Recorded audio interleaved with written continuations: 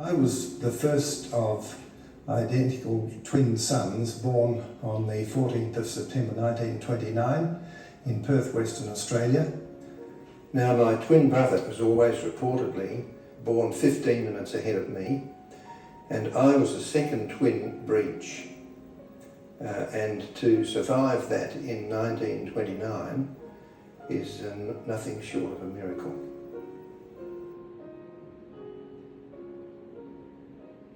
As small boys, we were visited by the local doctor on one occasion, and the doctor was James Hannibal Young, who'd recently taken over the practice in Mount Hawthorn, literally just up the hill from where we lived.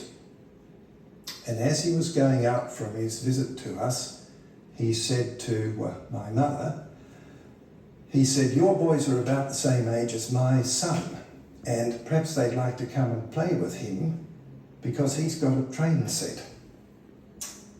But I must tell you that he's a deaf mute. That was Jimmy Young. His mother taught him at home. He lip read, he didn't use signs at all, and he grew up with the Crock twins very closely. We grew up very closely together because there were only 4 people who could really talk to him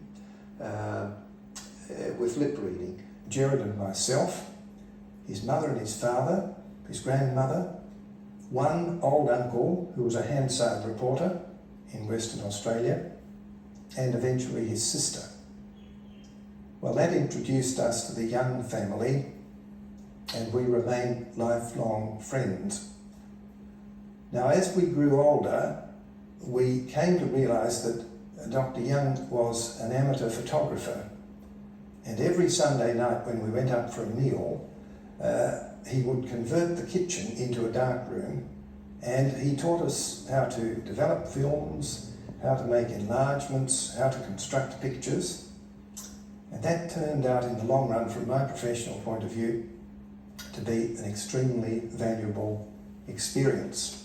Jimmy Young's father died a few months before we completed medicine. When he died, there was a genuine crisis for young Jimmy, who could not communicate with other deaf people. So Jimmy came to Melbourne, and brother Harry got him a job in the Commonwealth clothing factory, where he worked for over 30 years. And we also introduced him to the Deaf Society here, and he learnt to talk with his fingers.